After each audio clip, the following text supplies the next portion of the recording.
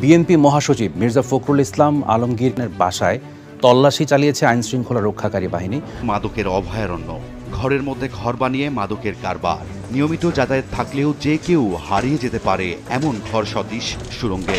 প্রত্যেকটি রুম এমনভাবে তৈরি করা হয়েছে যেন এক একটি বলা যায় যে একেবারে ভয়ানক থেকে ভয়ানক অবস্থা, এবং এখান থেকে পালিয়ে যাওয়ার মতো ব্যবস্থাও কিন্তু ওরা তৈরি করে রেখেছে। বিএনপির মহাসচিব মির্জা ফখরুল ইসলাম আলমগীরের বাসায় তল্লাশি চালানো হচ্ছে। বিভিন্ন ধরনের মাদকদ্রব্য এবং উদ্ধার করেছি, এবং সেই সাথে দেশীয় অস্ত্রশস্ত্র যেগুলো সন্ত্রাসী কর্মকাণ্ডের সাথে ব্যবহৃত হয়, এবং সংশ্লিষ্ট চিহ্নিত বেশ কিছু সন্ত্রাসী এবং আমাদের মাদকসেবী মাদক ব্যবসায়ী এই সংশ্লিষ্ট আমরা লোকজনকে আটক করেছি। বিএনপি মহাসচিব মির্জা ফখরুল ইসলাম আলমগীরের স্ত্রী অভিযোগ করেছেন, আইন শৃঙ্খলা রক্ষাকারী বাহিনীর প্রায় 50 জন সদস্য বাসার সিসি ক্যামেরা খুলে নিয়ে যায়। কিছুক্ষণ পর মির্জা ফখরুলকে আটক করে নিয়ে যায় ডিবি পুলিশ। রাজধানীর গুলশানের বাসা থেকে বিএনপি মহাসচিব মির্জা ফখরুল ইসলাম আলমগীরকে ভিডিও ইন্ট্রো দেখে বুঝতে পারছেন কতটা গুরুত্বপূর্ণ হতে চলেছে, এবং শিরোনাম দেখার পর আপনারা বুঝতে পেরেছেন আজকে ভিডিও খুবই চাঞ্চল্যকর একটি ভিডিও। না টেনে সম্পূর্ণ ভিডিওটি দেখতে হবে যদি আপনারা এই বিষয়টা বুঝতে চান। তাই আপনাদের কথা বাড়াবো না, আপনারা অবশ্যই পুরো ভিডিওটি দেখবেন, না টেনে সম্পূর্ণ দেখবেন, এবং যদি চ্যানেল নতুন হয়ে যান তাহলে অবশ্যই সাবস্ক্রাইব করুন। চলুন আমরা সরাসরি ভিডিওটি দেখে নিই। যে মাদক, সেই মাদকের যে বিষয়টি সেটি কিন্তু উদ্ধার করা হয়েছে। ওদিকে আরো রুম আছে, আরো 5টা রুম আছে। আমরা একটু আরেকটা ইয়েতে যাচ্ছি। এখানকার আসলে প্রত্যেকটি রুম এমনভাবে তৈরি করা হয়েছে যেন এক একটি বলা যায় যে ভয়ানক থেকে ভয়ানক অবস্থা, এবং এখান থেকে পালিয়ে যাওয়ার মতো ব্যবস্থাও কিন্তু ওরা তৈরি করে রেখেছে।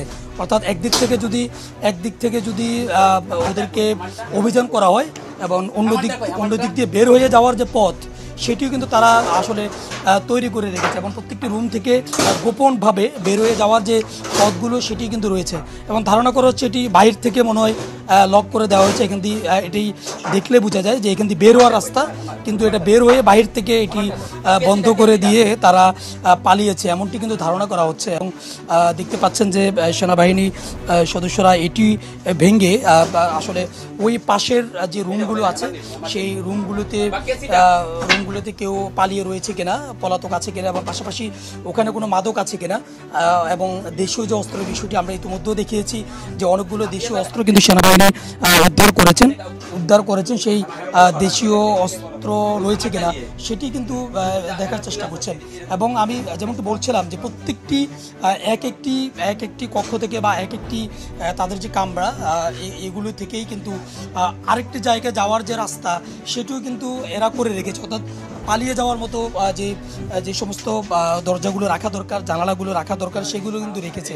এবং এটি দেখলে স্পষ্ট বোঝা যায় যে তারা বাহির দিয়ে মূলত এটি আটকে দিয়েছেন, এবং এটি যে একটা যাতায়াতের পথ বা এখান দিয়ে যে এরা চলাচল করে সেটি কিন্তু স্পষ্ট বোঝা যাচ্ছে।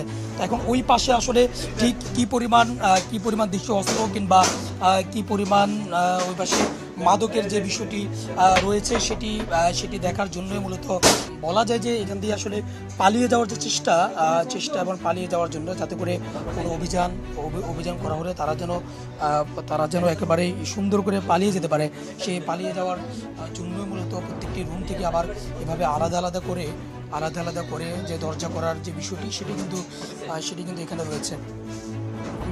আমরা একটু দেখব যে এটি এরপরেই যে পাশের এটি খোলার পর ওই পাশটিতে আসলে কি পরিমাণ যে মাদক রয়েছে, কিংবা এখানকার কেউ ওখানে পালিয়ে আছে কিনা সেটিও কিন্তু আসলে আমাদের দেখা সম্ভব হবে, এবং সেটির জন্য মূলত সেনাবাহিনীর সদস্যরা এটি ভেঙে ওই পাশটিতে যাওয়ার জন্য চেষ্টা করছেন। ওই পাশে আসলে কি দেখা যায় আমরা একটু সাবধান, হ্যাঁ আছে।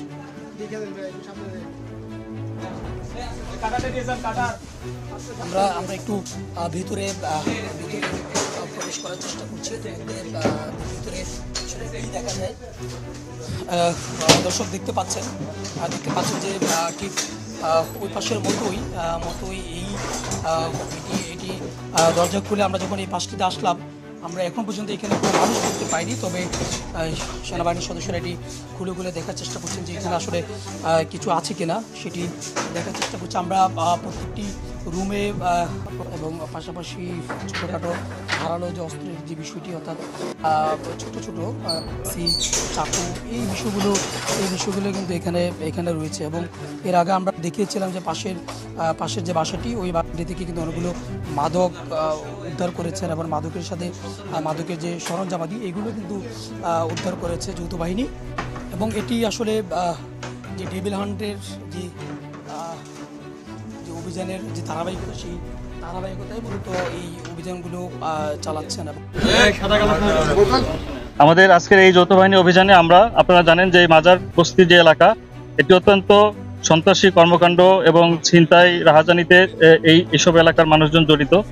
এবং সুনির্দিষ্ট তথ্যের ভিত্তিতে আমরা আজকে এই অভিযানটি পরিচালনা করি। এবং আপনারা দেখতে পাচ্ছেন আমরা বেশ কিছু বিভিন্ন ধরনের মাদকদ্রব্য এবং উদ্ধার করেছি, এবং সেই সাথে দেশীয় অস্ত্রশস্ত্র যেগুলো সন্ত্রাসী কর্মকাণ্ডের সাথে ব্যবহৃত হয়, এবং সংশ্লিষ্ট চিহ্নিত বেশ কিছু সন্ত্রাসী এবং আমাদের মাদক সেবী, মাদক ব্যবসায়ী এই সংশ্লিষ্ট আমরা লোকজনকে আটক করেছি।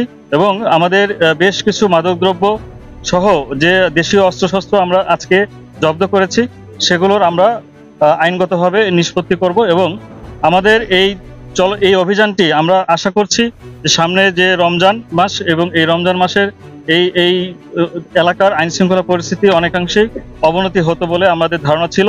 সেই কারণেই আমাদের এই আজকের অভিযান রমজান মাসে আমাদের মানুষের দৈনন্দিন যে স্বস্তি সেটি ফিরিয়ে দিবে বলে আমরা আশা করছি।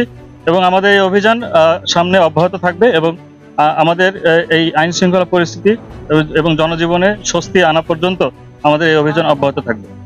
আমাদের বেশ কিছু নগদ টাকা উদ্ধার হয়েছে এখান থেকে এই অভিযানের ভিত্তিতে। সেটি আমাদের এখনো গণনা শেষ হয়নি, গণনা চলছে, গণনা শেষ হলে আমরা বলতে পারবো সংখ্যাটা। এবং আমাদের এখানে আজকের এই অভিযানে আনুমানিক 60 জনের মতো আমরা মাদক সেবী, মাদক ব্যবসায়ী এবং যারা বিভিন্ন ধরনের সন্ত্রাসী কর্মকাণ্ডে লিপ্ত চিহ্নিত আমাদের তালিকাভুক্ত ছিল, আমাদের সেই সমস্ত ব্যক্তিদের আমরা আটক করেছি। এখানে আমরা বিভিন্ন ধরনের মাদক পেয়েছি, গাঁজা থেকে শুরু করে আমাদের দেশীয় মদ এবং অন্যান্য ইয়াবা থেকে শুরু করে বিভিন্ন ধরনের মাদকদ্রব্য আমরা উদ্ধার করেছি। গাজীপুরে প্রকাশ্যে যুবদল নেতার চাঁদাবাজি করার ঘোষণার পর যৌথ বাহিনীর অভিযানে 4 জন গ্রেপ্তার হয়েছে। পুলিশ জানায় শ্রীপুর উপজেলার বিভিন্ন স্থানে রাতভর অভিযান চালানো হয়, গ্রেপ্তার করা হয় 4 জনকে। তাদের মধ্যে 2 জন এজাহারভুক্ত আসামি হাশেম ও হৃদয়। তারা বিএনপির রাজনীতিতে জড়িত। মূল অভিযুক্ত জাহাঙ্গীর আলমকে ধরতে অভিযান অব্যাহত আছে। গতকাল একটি বাজারে নেতাকর্মীদের নিয়ে প্রকাশ্যে চাঁদাবাজির ঘোষণা দেন উপজেলার যুবদল।